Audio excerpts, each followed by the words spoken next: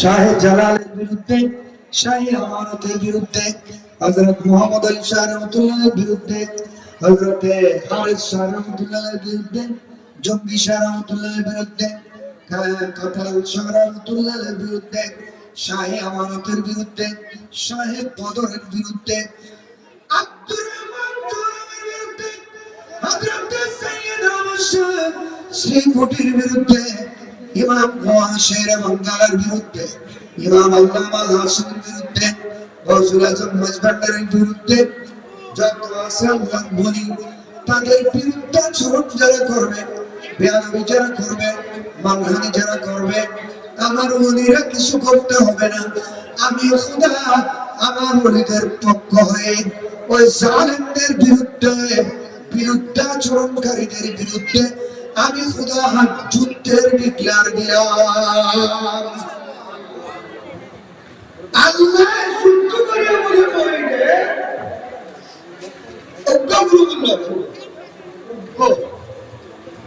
এক গ্রুপের সাথে আল্লাহ যুদ্ধ করবেন বলে বলেছেন ডাইরেক্ট কোরআনে।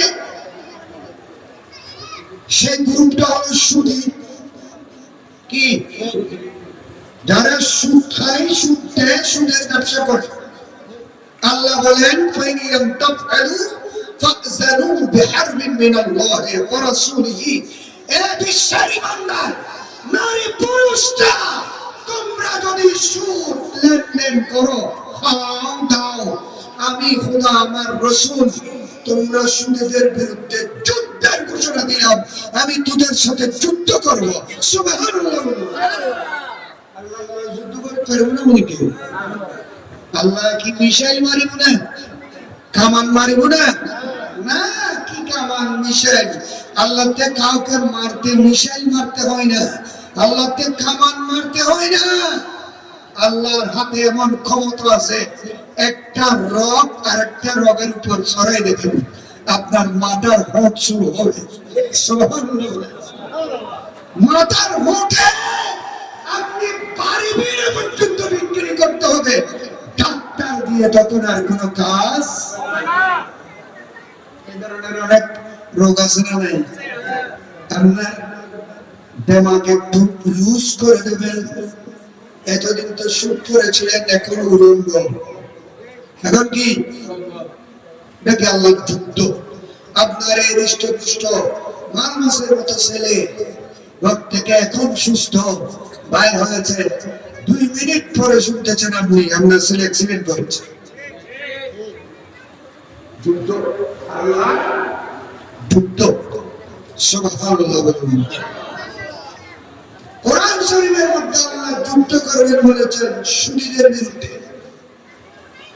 কিন্তু বড় হাস্যকর বিষয় হলো যে মোল্লারা একসঙ্গে সুদের বিরুদ্ধে কথা বলেছিল, এখন তারা গলার মধ্যে গোস্টেপ লাগিয়ে দিয়েছে গালের মধ্যে, ঠিক কিনা? আরেক যুদ্ধ ঘোষণা দিয়েছেন আল্লাহ হাদিসের মধ্যে, আমার নবীর মাধ্যমে, হাদিসে কুদসির মাধ্যমে। আমার ওলিদের বিরুদ্ধে কেউ যদি যায়, আমি খোদা তাদের বিরুদ্ধে যুদ্ধের ডিক্লার দিলাম। সুবহানাল্লাহ। শাহে আমানতের বিরুদ্ধে, শাহে জালালের বিরুদ্ধে, শরফুদ্দিন হাইকোর্ট শরীফের বিরুদ্ধে, গৌসুল আজম মজভান্ডারের বিরুদ্ধে, আল্লাহর ওলিদের বিরুদ্ধে যারা প্রত্যক্ষ পরোক্ষভাবে কালাম চালাবে, আল্লাহ তাদের বিরুদ্ধে যুদ্ধের ডিক্লার দিয়েছেন। আমরা সুন্নিরা মারামারি করতে হবে না, তাদের বিরুদ্ধে মারামারি করবে আল্লাহ। সুবহানাল্লাহ বলুন। এই ধরনের মাজারের উপর যারা হামলা করেছে, এই ধরনের অনেক মানুষের উপর আল্লাহর কহর গজব নাযিল হয়েছে কিনা? বলেন না, হয়েছে কিনা? এখনো মেডিকেলের মধ্যে কাটে হচ্ছে, মাজারের মধ্যে হামলা করেছিল যে এরা। আল্লাহ যুদ্ধ। এইভাবে আউলিয়া কিরামদের সারা পৃথিবীর অনেক কুতুব এক পাল্লার উপর তুলে দিলেন। ইমামে হোসেন রাদিয়াল্লাহু একটা নিঃশ্বাসের সমান হবে না। কারণ ইমামে হোসেন আমার নবীর পরিবারের সদস্য, ঠিক কিনা? নবীর কলিজার টুকরা, নবীর কোলেই লালন পালন হয়েছেন। সর্বপ্রথম ইমাম হোসেনের পেট মোবারকের মধ্যে ঢুকেছে আমার নবীর সেদ মোবারক। সুবহানাল্লাহ। ইমাম হোসেন দুনিয়ার মধ্যে এসেছেন, আমার প্যারা নবী কোলের মধ্যে নিলেন নবীর জিহ্বা মোবারক ইমাম হোসেনের গালের ভিতর ঢুকিয়ে দিলেন। হাদিস শরীফের মধ্যে আছে, মানুষ লজেন্স যেভাবে চুষে খায়, ইমাম হোসেন আমার নবীর জিহ্বা মোবারককে সেভাবে চুষেছিলেন। সুবহানাল্লাহ। বলুন, যে ইমাম হোসেন আমার নবীর কোলের মধ্যে পালন হয়েছে, এমনকি ইমাম হোসেনের পিতা মাওলা আলী শেরে খুদা মুশকিল কোষা হায়দারে কাররার আলী ইবনে আবি তালিব রাদিয়াল্লাহু তাআলা আনহু লালন পালন হয়েছে আমাদের নবীর কোলে। মাওলা আলী শেরে খুদা আমার নবীর কোলে টুকরা বেটি খাতুনে জান্নাত ফাতেমাতুজ জাহরা, ইমাম হাসান মুজতবা, ইমাম হুসাইন মুজতবা, এই চারজন, ইনাদের আলোচনা বেশি হয়। আহলে বাইত বলে পুরো দুনিয়ায় ইসলাম উলামায়ে কিরাম, আপনাদের সম্মুখে আহলে বাইত বলে তাদেরকে আমরা তুলে ধরেছি, কিন্তু এর ভিতর সীমাবদ্ধ নয়। আহলে বাইত আমার নবীর স্ত্রীগণ আহলে বাইত, আমার নবীর ফ্যামিলির সদস্য আহলে বাইত, নবীর ঘরানা আহলে বাইত, নবীর ঘরের যারা সদস্য আহলে বাইত। এছাড়া আল্লাহর রাসূল স্পেশাল ভাবে অনেক মানুষকে ফাহুয়া মিন আহলে বাইতি বলে পরিবারভুক্ত করে নিয়েছেন। ইনা এগুলো তাদের আলাদা মর্যাদা। উচ্চ স্বরে বলুন সুবহানাল্লাহ। সে পরিবারের ব্যাপারে আল্লাহ কোরআনে পাকের মধ্যে তাদের পবিত্রতা বর্ণনা করেছেন, তাদের পাকিজাগি বর্ণনা করেছেন, পবিত্রতা বর্ণনা করেছেন। আল্লাহ পর্যায়ে বলেন, ও দুনিয়ার মানুষ, পৃথিবীর জমিনে অসংখ্য অসংখ্য পরিবার রয়েছে, আমি আর কারো পরিবারের কথা বলছি না। আমার নবীর পরিবার যারা, আমি খোদা তাদেরকে সমস্ত দোষ থেকে, ত্রুটি থেকে, নেফাকত থেকে, নাজিস থেকে, গলাজত থেকে, পাপজনিত সমস্ত কাজ, খেয়াল নিয়ম থেকে আমি খোদা তাদেরকে পাক করে ফেলেছি, পবিত্র করে ফেলেছি, সাফ করে ফেলেছি। আমার নবীর আহলে বাইত যারা, তাদের দামনের মধ্যে একটা মাত্র দাগ নেই। সুবহানাল্লাহ।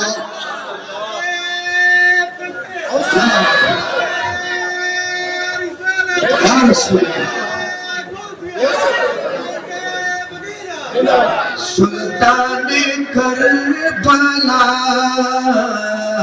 को हमारा सलाम हो, सुल्ताने करबला को हमारा सलाम हो, जाने मुस्तफा को हमारा सलाम हो। अब्बास नामदार जख्मों से चूर चूर, उस पे करे रिज़ा को हमारा सलाम हो, सुल्ताने करबला को हमारा सलाम हो। सलातो या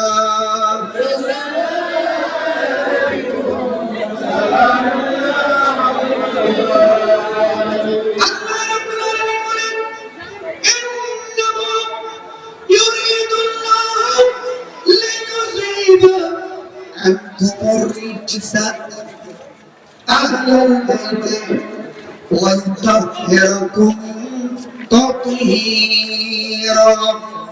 সুবহানাল্লাহ। আল্লাহ রাব্বুল আলামিন এই আমার নবীর পরিবার, ফ্যামিলি, আহলে বাইত, আমার নবীর পরিবারের সদস্যরা, আমি আল্লাহর একমাত্র উদ্দেশ্য হলো, মনসা হলো, আমি আল্লাহ চাই তোমরা আমার নবীর ফ্যামিলি, পরিবার, আহলে বাইতের সদস্য যারা আছো, তাদেরকে সমস্ত নাপাকি থেকে, গেলাগত থেকে, নাজিস থেকে, অপবিত্রতা থেকে, গুণাজনিত, পাপজনিত সমস্ত কর্মকাণ্ড থেকে পবিত্র রাখা আমি খোদার একমাত্র ইচ্ছা এবং ইরাদা। সুবহানাল্লাহ। আল্লাহ চান নবীর পরিবারকে পাপ মুক্ত রাখতে, দোষ মুক্ত রাখতে, তা আল্লাহ যেটা চান সেটাই তো করেন, ঠিক কিনা? ইন্নাহু আরাদাল্লাহু শাইআন আন ইয়াকুলা লাহু কুন ফায়াকুন। আল্লাহ যেটা চান সেটাই করেন। আল্লাহ চান নবীর পরিবারকে দোষমুক্ত, ত্রুটিমুক্ত, গুণমুক্ত, স্পট মুক্ত রাখতে এবং রেখেছেন। এটা হলো কোরআনের আল্লাহর নবীর সিদ্ধান্ত।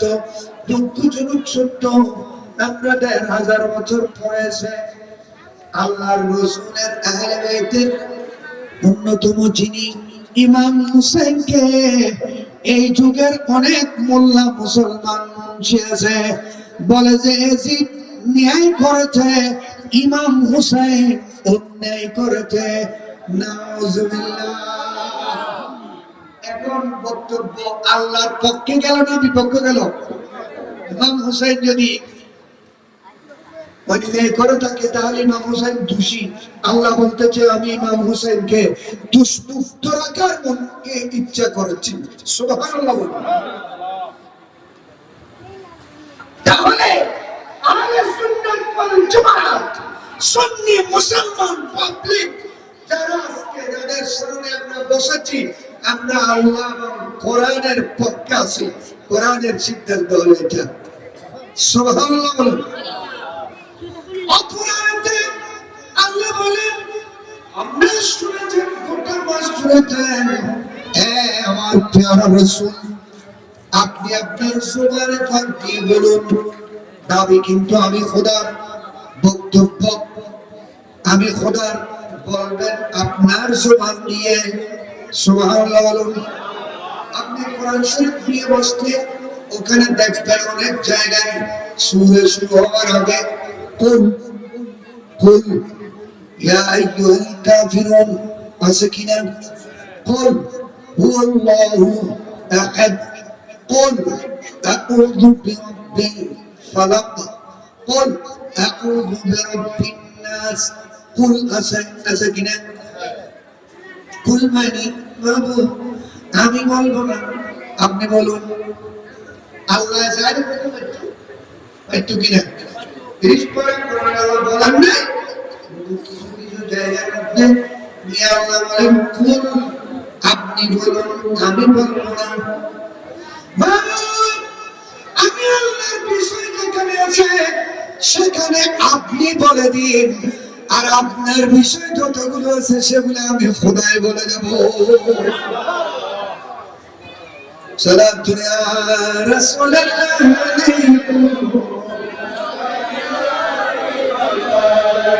নবী নবী কইরে আমার মরণ যেন হয় রে দয়াল, নবী নবী কইরে আমার মরণ যেন হয়। ওই মরণে পাইব শান্তি, ওই মরণে পাইব শান্তি, থাকবে না রে ভয়। নবী নবী কইরে আমার মরণ যেন হয়। সালাতু ইয়া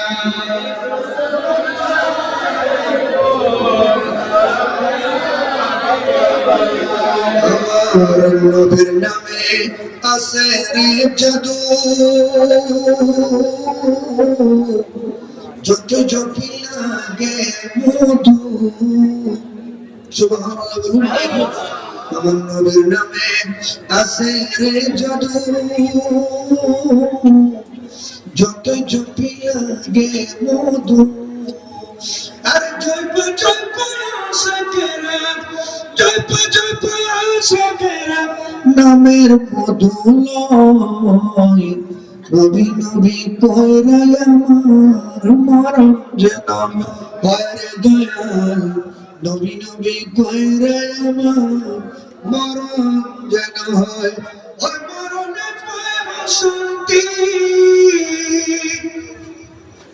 ওই মরণে পাইব শান্তি, থাকবে না রে ভয়।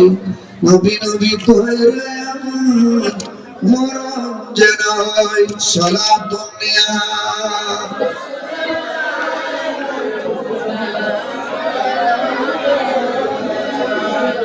আল্লাহর জিকিরে যেমন মজা আছে, মধু আছে, আছে না নাই? আমার নবীর জিকিরেও মজা আছে, মধু আছে। সুবহানাল্লাহ বলুন। আমার নবীর নামের ভিতরে কি আছে? মধু আছে। আমাদের এখানে মধুমুখ আছে না? মধুমুখ চিনেন তো? মধুমুখ চিনেন? এই ভাইরা সবাই বলেন মধুমুখ চিনেন তো? মৌমাছি কি মধুমুখ, মধু খায়। মধু খায় না ফুলের রস খায়? তো ফুলের রসগুলো মধু হয় কেন? কত ফুলের রস খায়।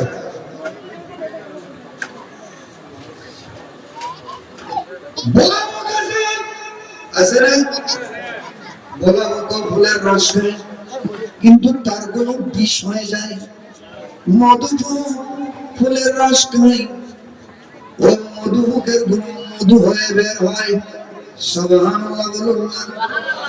আমার প্যারা নবী এই মধুমুখকে ডাক দিলেন, ও মধু এইদিকে আসো। নবী মধুমুখের ভাষা জানেন, জানেন কিনা? আমার নবী ভাষা জানেন না এমন কোন ভাষা নেই। আমার নবী প্রত্যেকের ভাষা বুঝেন। মানুষের ভাষা নয়, শুধু গরু ছাগলের ভাষা নয়, পক্ষের ভাষা নয়, কীট পতঙ্গের ভাষা নয়, গাছ গাছের ভাষা নয়। আমার নবী ৮০,০০০ মখলুকাত সমস্ত সৃষ্টির ভাষা নবী বুঝেন। বুঝতে বুঝতে আমার নবী এই প্লেটের ভাষাও বুঝেন। কিসের? নবী বলেন খানা খেতে বসলে তুমি আগে হাত ধুয়ে বেরো। খানা খেতে বসলে তুমি আগে হাত ধুয়ে বেরো। উনি বলেছেন তুমি খানার আগে হাত ধুয়ে বেরো। খানা খেতে বসলে হাত ধুয়ে বেরো। আমরা খানার আগে হাত ধুই কিনা? ১,০০০ বছর আগে আল্লাহর প্যারা রাসূল হাত ধুতে বলেছেন। এই জিনিসটা বুঝতে বিশ্বের মানুষের কাছে ৩৪০০ বছর লেগেছে।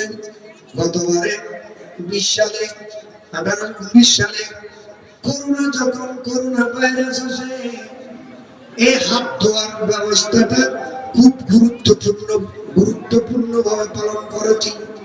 স্কুলের মধ্যে বাচ্চাদের জন্য হ্যান্ড স্যানিটাইজার লিকুইড মলম আমার হাত ধোয়ার ট্যাপ লাগিয়ে দিয়েছি। বাচ্চারা বেশি বেশি যেন হাত ধোয়, কারণ তাদের হাত দিয়ে কি ধরে না কি ধরে, কোথায় দেয় না কোথায় দেয়, হিসাব কিতাব নাই। এই জন্য সব সময় ভালো করে হাত ধো। কেন হাত ধুতে বলেছেন আল্লাহ রাসূল? বলে তোমার হাতের মধ্যে যদি কোন ধরনের জীবাণু লাগে, ব্যাকটেরিয়া লাগে, কোন ধরনের জীবাণু লাগে, এই হাতের মাধ্যমে খানা খাবে। খানার সাথে যদি ওই জীবাণু তোমার বডির মধ্যে ঢুকে যায়, এগুলা তোমার বডিতে রোগের বাসা বাঁধবে। এই জন্য তুমি খানা খাওয়ার আগে হাত ধুয়ে বেরো। সুবহানাল্লাহ। খানা খেতে বসো, হাত ধুয়ে বসো। খানা শুরু করার আগে তুমি বিসমিল্লাহ পড়ে খানা শুরু করো।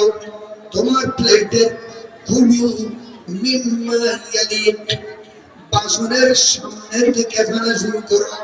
তার মানে এদিক থেকে নয়, তোমার সম্মুখ থেকে হানা শুরু করো। ছোট ছোট গ্রাস ধরো, ভালো করে ভাতকে সাবাই ফেলো যাতে ভালো করে হজম হয়। ছোট ছোট গ্রাস ধরো, আস্তে আস্তে খানা খাও, তাড়াহুড়ো করবে না। খানা যখন শেষ হবে তুমি বাসনকে একটু মুছে খাও, আঙ্গুলকে চুষে খাও। একটা ভাতের দানা যদি পড়ে যায় ওই দানাকে তুলে খেয়ে ফেলো, ওখানে পানি লাগলে একটু ধুয়ে ফেলো। ইয়া রাসূলুল্লাহ, একটা দুইটা খানা যদি বাইরে পড়ে যায় ওগুলো তুলে কেন খেতে হবে? ওগুলো হাঁস মুরগি খাবে, ঘরের মধ্যে কত পুচ্ছু গাছেরা খাবে, বলে তাদের রিজিক খুব বরাদ্দ আছে, বাড়ি লাগলে তুমি তুই খেয়ে ফেলো। কারণ লা তাদরুনা ফি আইয়িল বারাকা, কোন মাঠের দানার ভিতর তোমরা গোটা ফ্যামিলির জন্য বরকত লুকিয়ে রয়েছে এটা তোমরা জানো না, এই জন্য ওই দানাও তুলে খেয়ে ফেলো। সুবহানাল্লাহ। এগুলা আগের যুগে মা বাবারা সন্তানদেরকে শিখাতো, হাত ধুয়ে ফেলো, হানাফিতে বসো, বিসমিল্লাহ পরে খাও। এখনকার মা বাবার কাছে ওগুলো শিক্ষা দেওয়ার কোনো সুযোগ নেই, ঠিক না ঠিক? এই যুগের মা বাবারা, মডেল মা বাবারা, আধুনিক মা বাবারা নিজেও পড়ে না বিসমিল্লাহ, বাচ্চাদেরকে করতে গিয়ে শিখাবে। আমার নবী বলেন তুমি বাসনকে মুছে খেয়ে ফেলো, ডালা পড়লে ধুয়ে খেয়ে ফেলো, তুলে খেয়ে ফেলো। তারপর যদি বাসনকে মুছে খাও, প্যারা নবী ঘোষণা দিয়েছেন এই বাসন তোমার জন্য দোয়া করবে।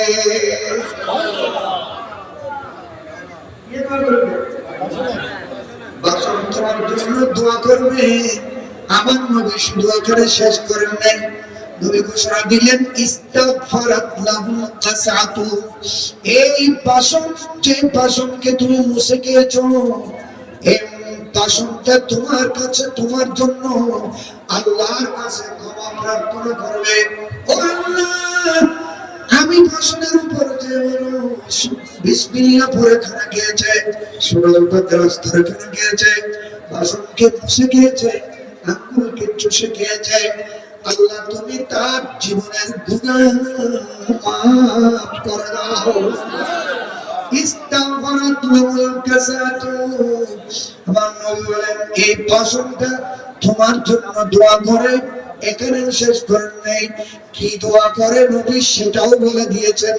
বাসন দোয়া করে আল্লাহুম্মা আতিকহু মিনান নার কামা আতাকানি মিনাশ শাইতান।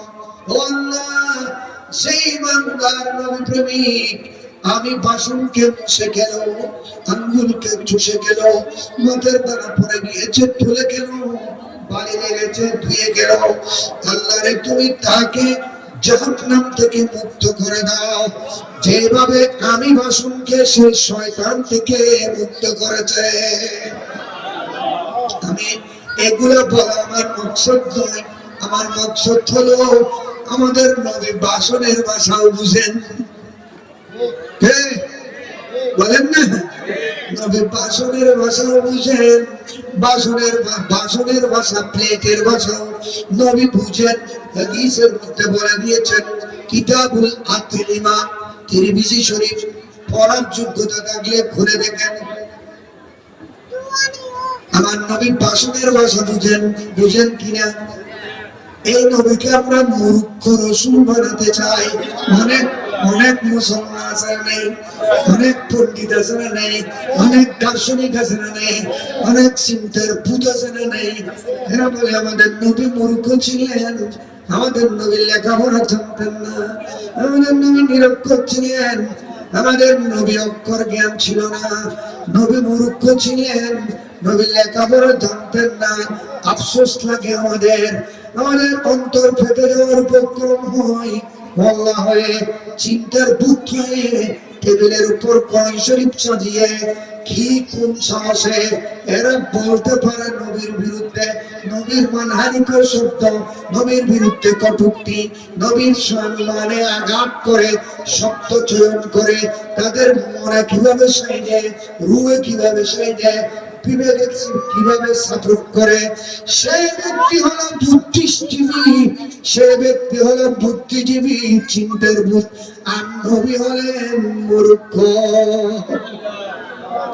সে ব্যক্তি ডক্টর, সে ব্যক্তি ভাষাবিদ, সে ব্যক্তি দার্শনিক, নবীকে বানাতে চায় মূর্খ। সে ধরনের পণ্ডিত আছে নাই? আল্লাহ সে পণ্ডিতদের থেকে আমাদের দেশকে হেফাজত করুক। এই পণ্ডিতরা যদি ক্ষমতায় যায়, একজন মুসলমান ইমানদার থাকবে না, সবাই বেঈমান হয়ে যাবে। ঠিক কিনা? এরা নবীকে মূর্খ বলে চায়। আর আমার কোরআন বলতেছে আমার নবীকে আমি শিক্ষক বানিয়ে পাঠিয়েছি। সুবহানাল্লাহ। আমার নবী জানেন না এমন কোনো বিষয় নাই।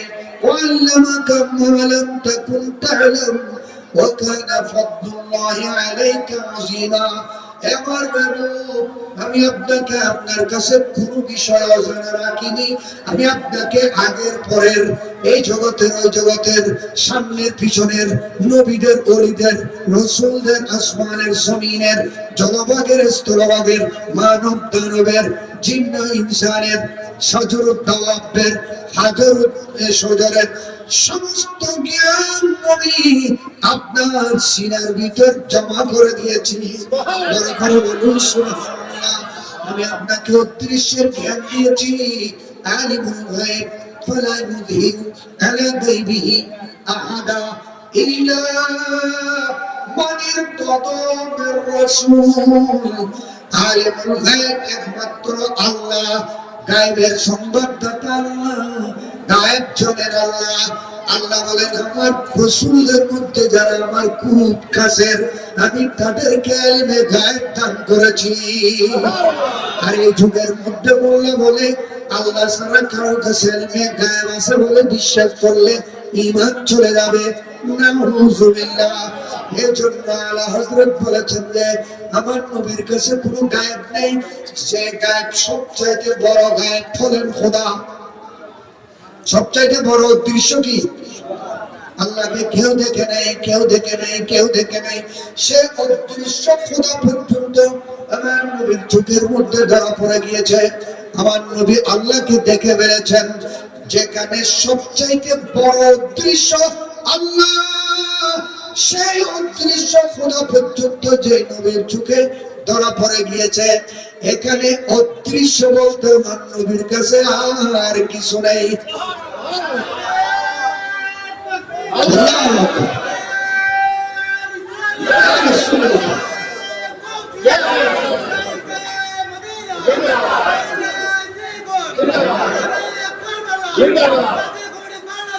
और कोई कहते क्या तुमसे निहा हो भला, और कोई कहते क्या तुमसे निहा हो भला, और कोई कहते क्या तुमसे निहा हो भला, जब न खुदा ही छुपा, जब न खुदा ही छुपा तुम पे करोड़ों दरूद, जब न खुदा ही छुपा तुम पे करोड़ों दरूद। सलात दुनिया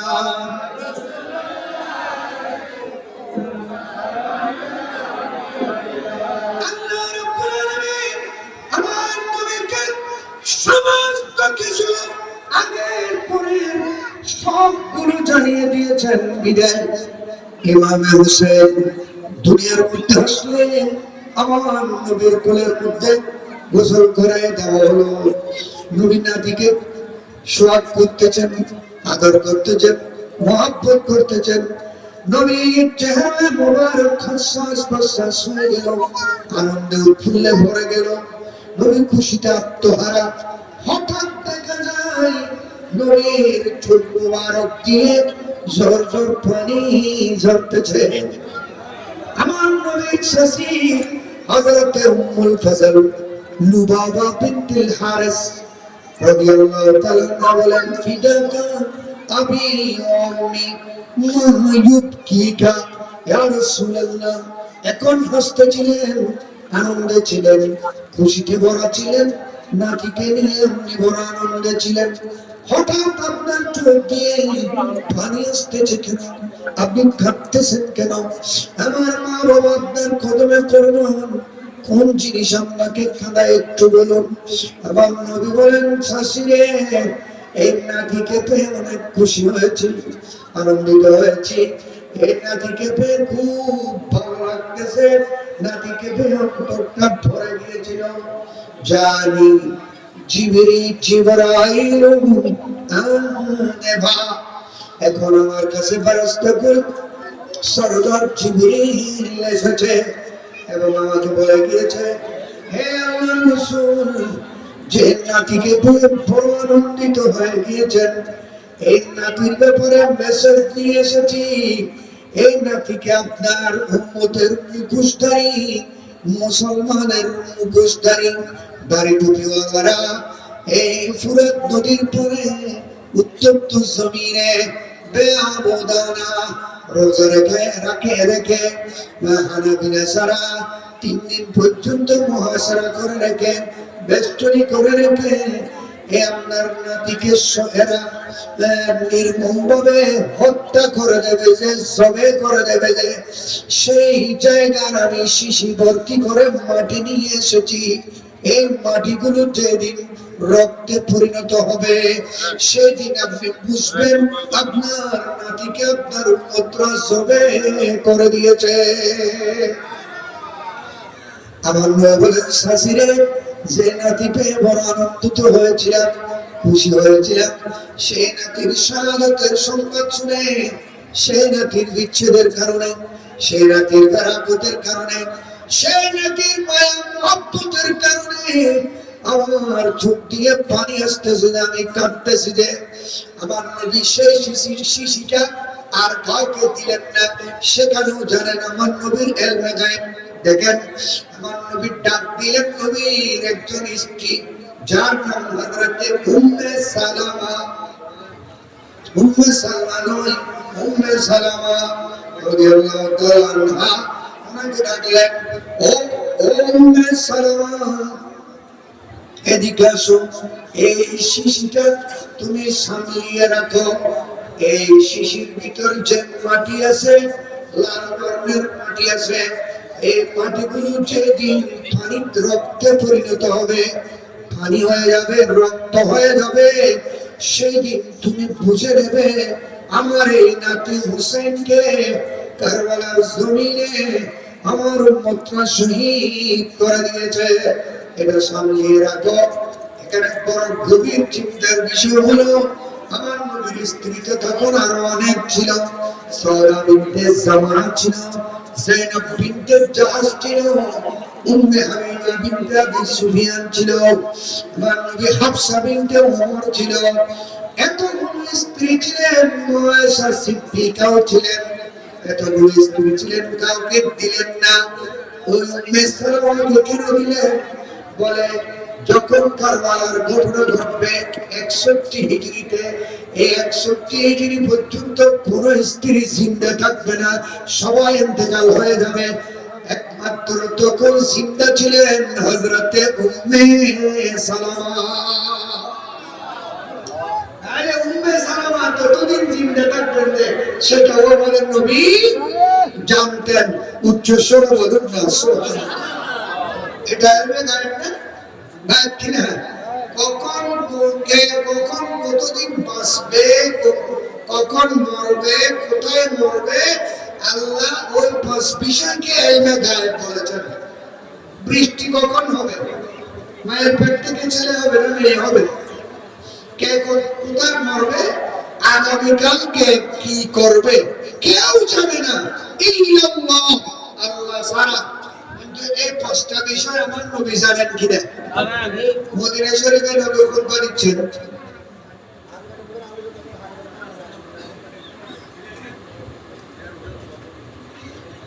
মদিনা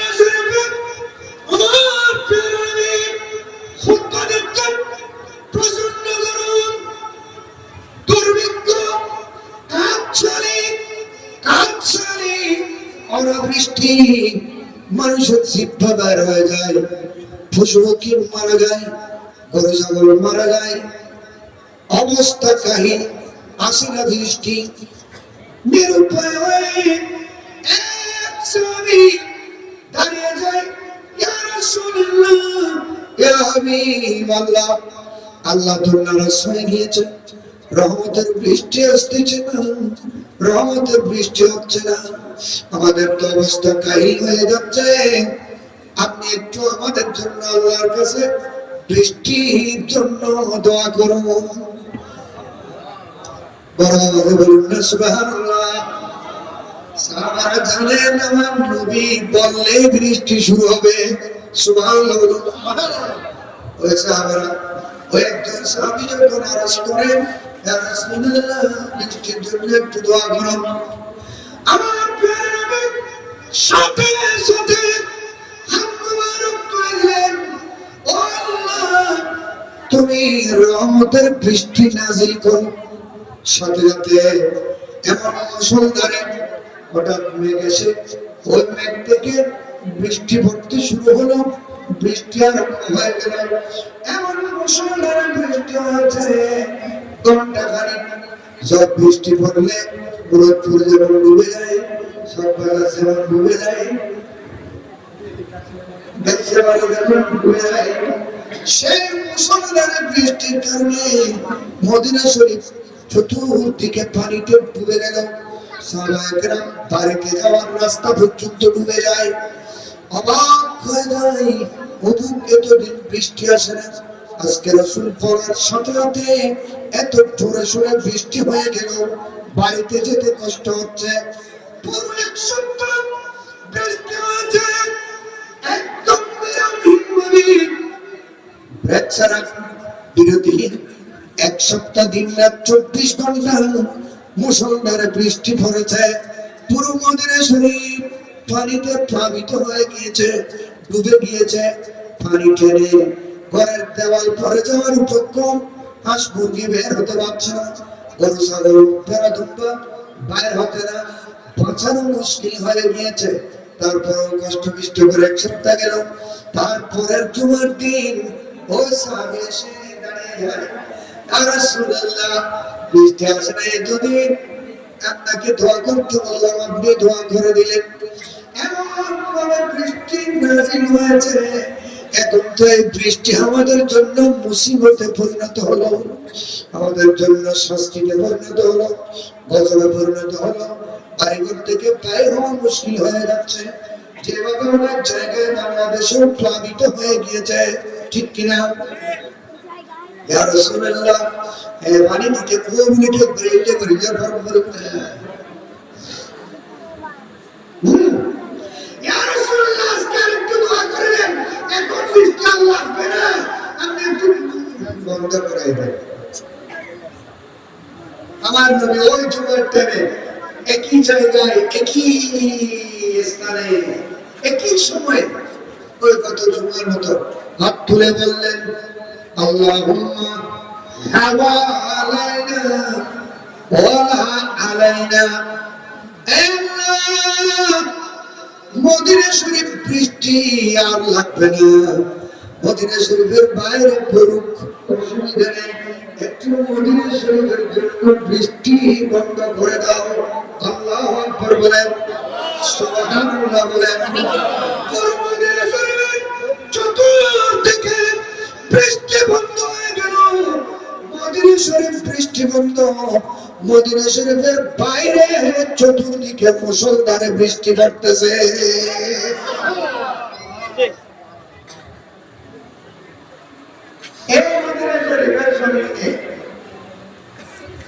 আমার প্রিয় রাসূল, আল্লাহর কোরআন বলতেছে বৃষ্টি কখন হবে কেউ জানে না, রাসূল জানে না, জানে কেউ, এর মধ্যে রাসূল নাই। এখন এই কথা বলে বলার কথা বলে এটা আমরা রাসূলের কথা বলবো।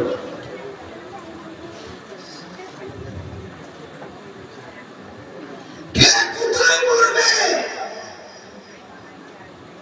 বেআইয়ি ওমা তাদরি নাফসুন বেআইয়ি আরদিন তামুত, কেউ জানে না কোথায় মরবে, কিন্তু তৃতীয় হিজরিতে রমজানের 17 তারিখ বদরের মাঠে আমাদের প্রিয় নবী আগে 16 রমজান আসরের পরে যুদ্ধের মাঠে হাতের মধ্যে লাঠি নিয়ে হাতের মধ্যে লাঠি নিয়ে হাজা মাসলাহু আবা জাহেল, এই গোলদাগের ভিতর আবু জেহেল মরবে আগামী দিন, এই গোলদাগের ভিতর অব্বা মরবে, এই গোলদাগের ভিতর সায়বা মরবে, এই গোলদাগের ভিতর উমাইয়া ইবনে খলফ মরবে। এইভাবে নবী 70টা গোল চক্কর দিয়েছেন, বৃত্ত টেনে দিয়েছেন। আগের দিন বদরের যুদ্ধের আগের দিন যুদ্ধ শুরু হলো, 313 জন মুসলমান, 1000 সশস্ত্র বাহিনী, 313 জন নবীর বাহিনী। রোজাদার একটা খেজুরকে 10 ভাগে ভাগ করে একটুখানি খেয়ে রোজা রেখেছেন। 17-18 ঘন্টা রোজা ছিল, মরুভূমির রোজা, প্রচন্ড গরম। এই রোজা অবস্থায় সাহাবীরা নিরস্ত্র। আল্লাহ বলেন, মুহাম্মদ নবীর বাহিনী 313 জন, তোমাদের কাছে অস্ত্র নাই, শস্ত্র নাই, কি বললাম মেজা নাই, হাতে গুনা কয়েকটা ছাড়া, কয়েকটা ঘোড়া ছাড়া। ওয়ালাকাদ নাসারাকুমুল্লাহু বিবাদরিন ওয়া আনতুম আযিল্লা, তোমরা বেসুরো সামান ছিলে, আমি খোদা তোমাদেরকে আসমান থেকে ফেরেশতা নাযিল করে বিজয় দিয়েছি। বদরের যুদ্ধে 9000 ফেরেশতা নাযিল হয়েছে। কয় হাজার? এমনকি ফেরেশতা সরদার জিবরিল আলাইহিস সালাম পর্যন্ত সবুজ পাগড়ি বেঁধে, জিবরিলের মাথায় সবুজ পাগড়ি ছিল, ওই জিবরিল আলাইহিস সালাম পাগড়ি বেঁধে, জিবরিলের ঘোড়ার নাম ছিল হাইজুম, এই হাইজুমের উপর বসে তরবারি নিয়ে জিবরিল, হে আকিম হাইজুম, আকিম হাইজুম, এ ঘোড়া সামনে যাও, সামনে যাও, সামনে যাও। নবীর সাহাবীরা বলে, আমরা এভাবে তরবারি তুলি মারার জন্য, মারার আগে দেখি 2 টুকরা হয়ে পড়ে রয়েছে। সুবহানাল্লাহ। ফেরেশতারা যুদ্ধের মাঠে এসে নবীর প্রেমিক, নবীর সৈনিক, নবীর বাহিনী, নবীর পথের মানুষ এদের সাথে যুদ্ধ করেছে কাফেরদের বিরুদ্ধে। দুনিয়ার মানুষ আল্লাহ শিক্ষা দিলেন, অস্ত্র শস্ত্র না থাকলেও আমার নবীর প্রেম যদি থাকে, তাজিম যদি থাকে, আশিক যদি হও, আদর্শ যদি রাখো, আমি খোদা তোমাদেরকে ফেরেশতা দিয়ে সাহায্য করব।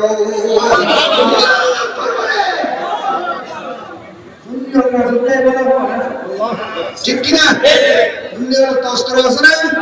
অস্ত্রের গোড়াল আছে না? বললাম তীর নেজা আছে না? তরবারি তলোয়ার আছে না? নাই তো। দুনিয়ার তাজরে শিরে ভরা রাসূলুর প্রেম আর আল্লাহর ওলিদের মহব্বত।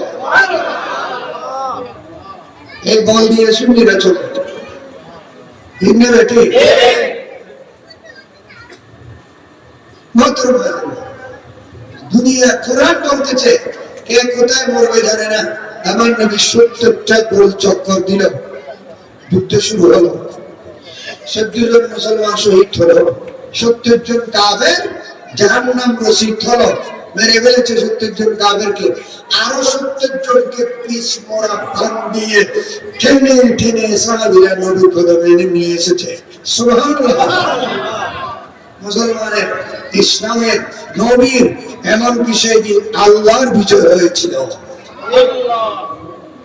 গোটা বিশ্ব মুসলিমের বিজয়, ইসলামের বিজয় হয়েছিল।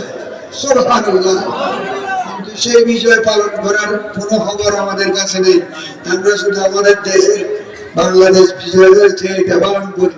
ইমানদারের কাছে ওই বিজয় দিবসও পালন করার দরকার আছে না? এটাই তো মুসলমানের শক্তি। এই বদরের ময়দানে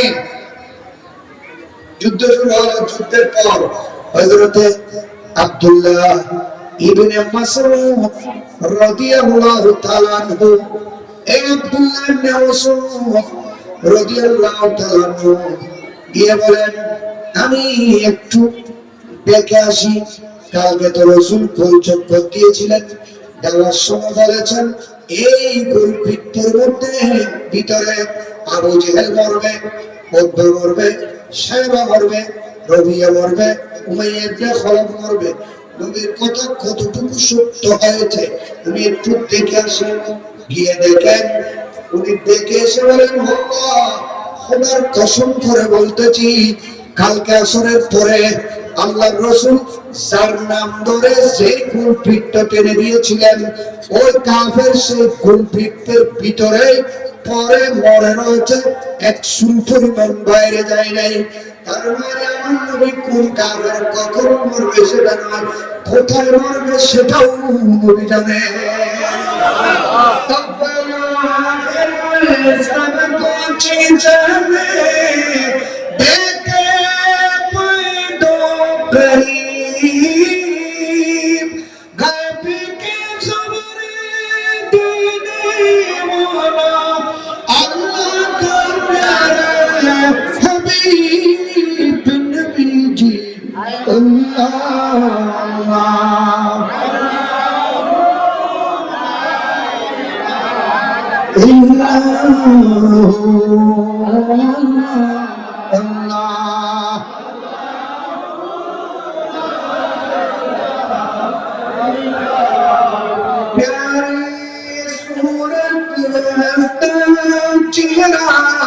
मोसे टूटे फूल नूर का पुतला चाँद से टुकड़ा हाथा प्यारा रसूल नबी जी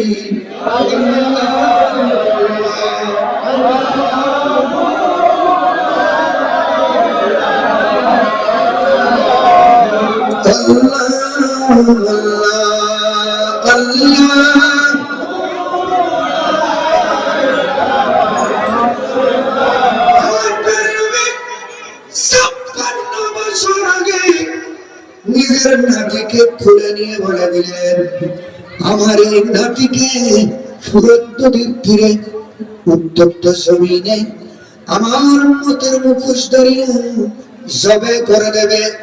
56 বছর আগে ইমাম হোসেনের বয়স মাত্র 5 দিন। 56 বছর আগে নবী বলে দিলেন আমার এই নাতিকে জবে করে দেবে। জবে করে দিয়েছে কিনা? তো নবীর কথা সত্য হয়েছে কিনা? নবী এই সত্য ঘটার 56 বছর আগে বলে দিয়েছেন কিনা? আমার নবী উহুদ পর্বতের মধ্যে উঠলেন। আবু বকর সিদ্দিক, হযরত ওমর ইবনে খাত্তাব, ওসমান জিন্নুরাইন এই তিনজনকে নিয়ে নবী জবলে উহুদের মধ্যে আরোহণ করলেন। জবলে উহুদ মদিনা শরীফের অনতি দূরে বিশাল এক পর্বত, যেখানে উহুদের যুদ্ধ হয়েছিল 3য় হিজরিতে। যে যুদ্ধের মধ্যে আমার নবীর আপন চাচা হযরত হামজা রাদিয়াল্লাহু তাআলা আনহুকে শহীদ করা হয়েছে। বড় কবরস্থানের মধ্যে ওনার দাফন রয়েছে।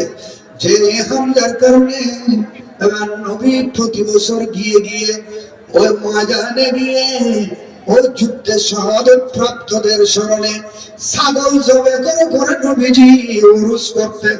সুবহানাল্লাহ। উরুস টুরুস বেলাত বলে করতেন। হাইনুর বরত হুদু আছে না নাই? হাইনুর বরত কোরআন হাদিস বললে কোনো সম্পর্ক? আমার প্যারা নবী প্রত্যেক বছর মাঠে গিয়ে উহুদের ময়দানে ছাগল জবে করতেন। যারা শাহাদাত বরণ করেছেন তাদের আলোচনা করে দোয়া করতেন, ঈশান করতেন। এটার নাম হলো উরুস। সুবহানাল্লাহ।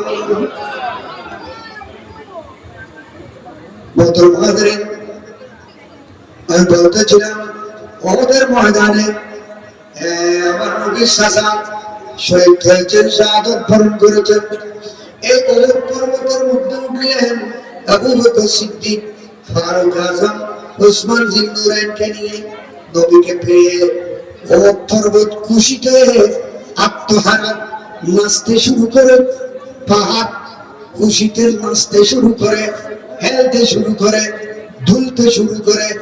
পাহাড় অস্ত্রের মধ্যে এসে যায়, অস্ত্রের মধ্যে এসে যায়। পাহাড় যখন নাচতে শুরু করে, আবু বকর সিদ্দিক ভয়ভীত হয়ে যান, ইয়া রাসূলুল্লাহ, আমরা উঠার সাথে সাথে এই পাহাড় হেলতেছে কেন, দুলতেছে কেন? আমার নবী মুস্কি মুস্কি হাসতেছেন।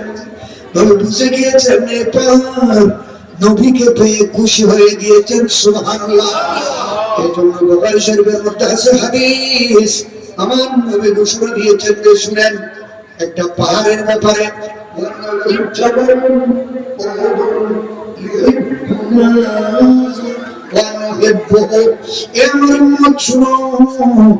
এই পর্বতের নাম হলো উহুদ পর্বত। এই পর্বতটা পাহাড়টা ইউহিব্বুনা, আমি নবীকে বেশি বেশি ভালোবাসে। আইনের বড়দের নবী ছিলেন,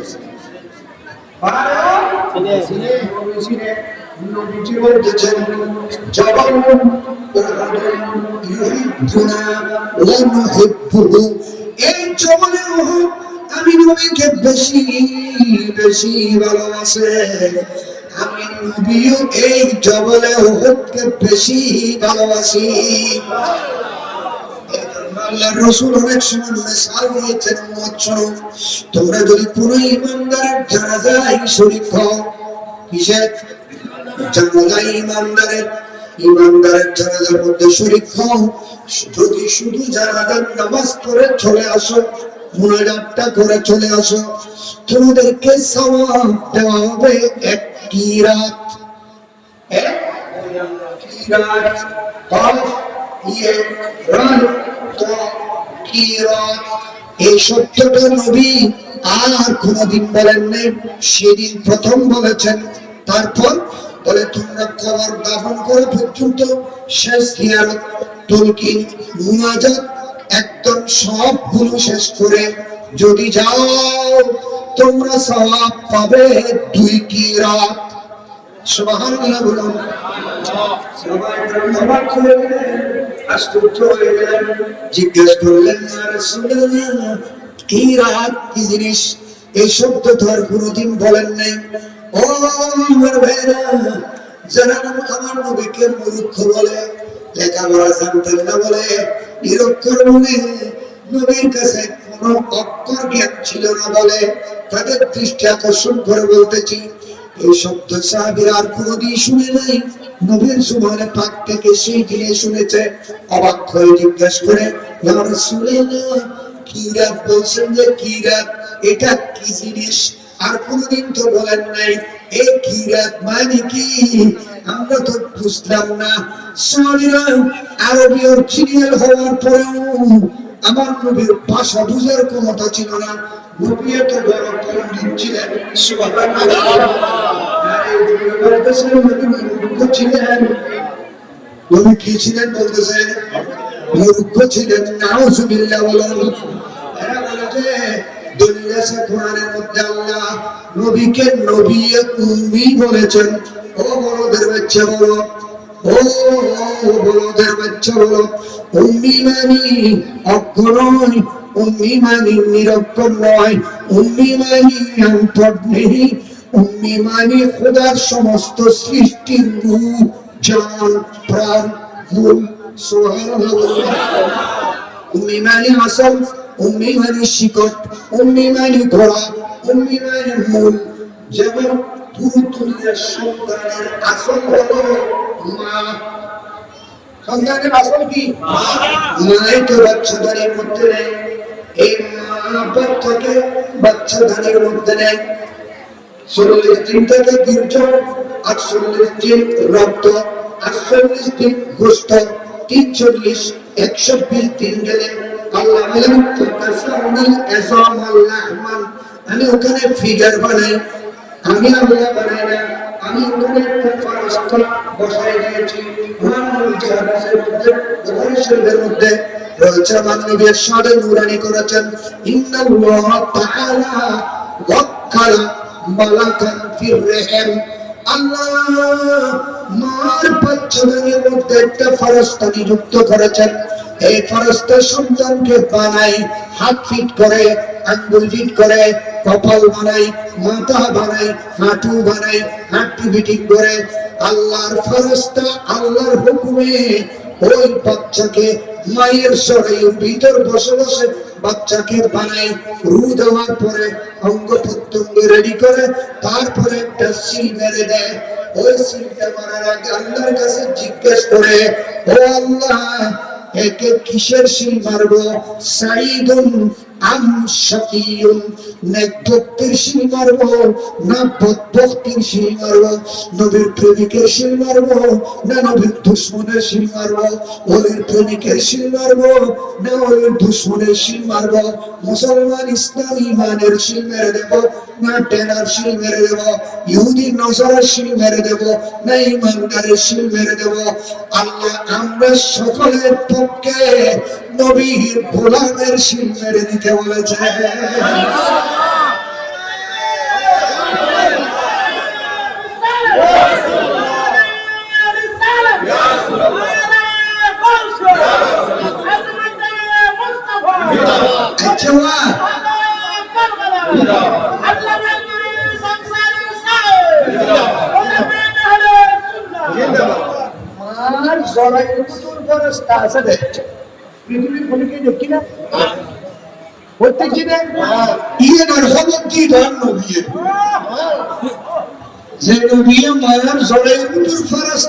সুন্দর বানাতে একদিন পর্যন্ত দেখে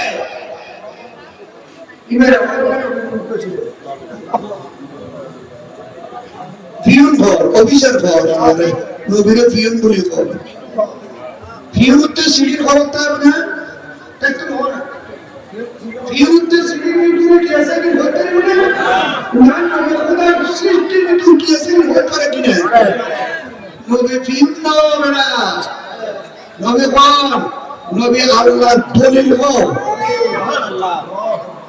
तजल्लियों के कभी तुम मुरादे तलबे खलील तुम हो। तजल्लियों के कभी तुम हो मुरादे तलबे खलील तुम हो। खुदा के रोशन दलील तुम, खुदा के रोशन दलील तुम हो।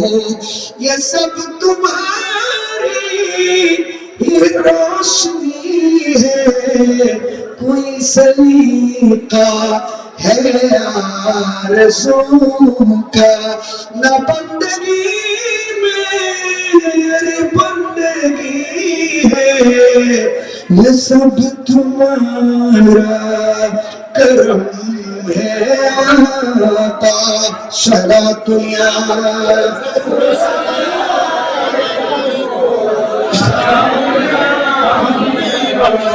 बशीर कहिए नज़ीर कहिए उन्हें सिराज मुनीर कहिए। बशीर कहिए नज़ीर कहिए उन्हें सिराज मुनीर कहिए। जो सर्वसर है कलाम रब्बी, जो सर्वसर है कलाम रब्बी के बात अब तक बनी हुई है। ये सब तुम्हारा करम है तो सलातो या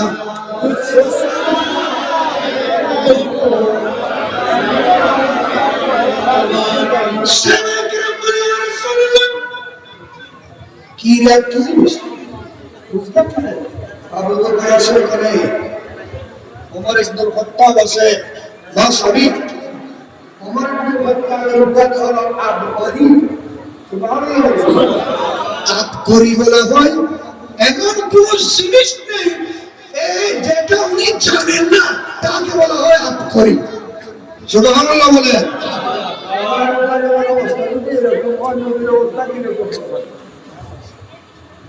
ফারুক আজম আছেন, ওসমান জিন্নুরাইন আছেন, মাওলা আলী শের খুদা আছেন। মাওলা আলী শের খুদা কে? মাওলা আলী বলেন যে আমি আলী যদি সূরা ফাতিহার তাফসীর করি 70টা উট লাগবে যে ওই তাফসীরের দপ্তর বুঝাই করতে। 70টা উট লাগবে যে ওই তাফসীরের দপ্তর হাতে হবে যে দপ্তর হবে যে ওগুলা বোঝাইগুলো বহন করার জন্য 70টা উট লাগবে শুধু সূরা ফাতিহার তাফসীর করলে।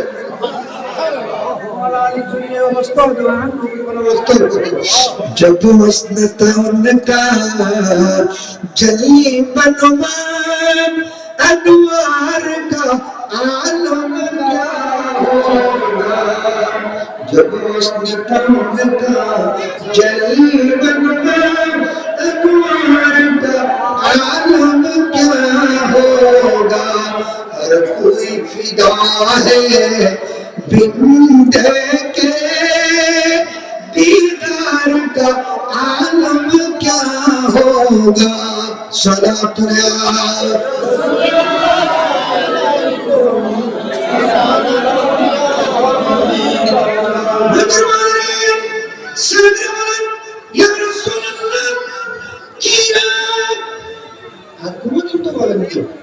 কি বলছেন জাজকে?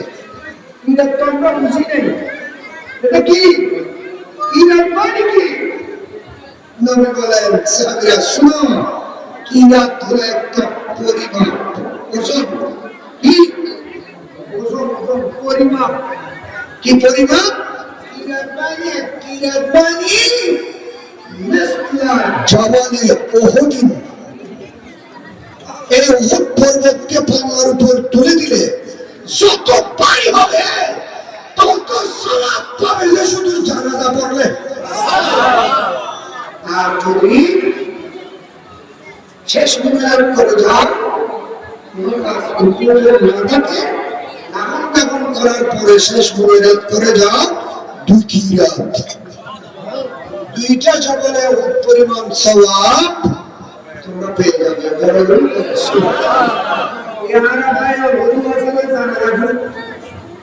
কি গ্রুপ হবে না জানালা গ্রুপ ইতার নামাজ আসর নাম হতো আসর জানালা আসর পরে জানালা ইতার বাকি কি হলো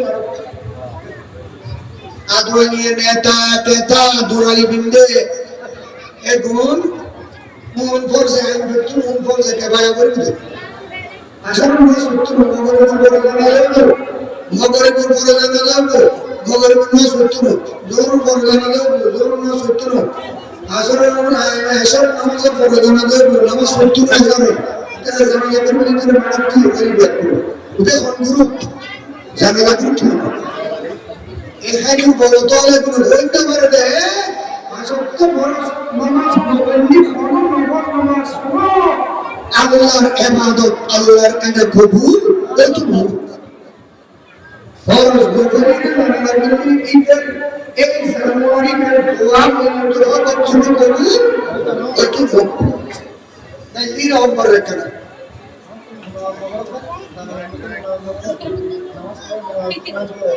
যেগুন নগরে গিয়ে শহরে যেগুন সাদা হয়ে গিয়ে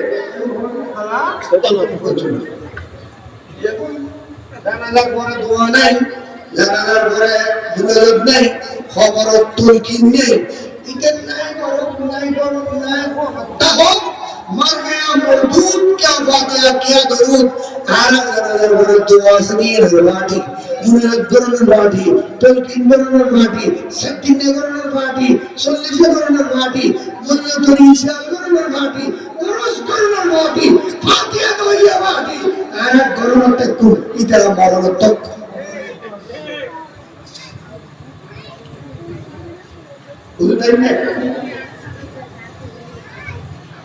জগলে হচ্ছে নাচতে ছিল খেলতে ছিল তুলতে ছিল আবু বকর সিদ্দিক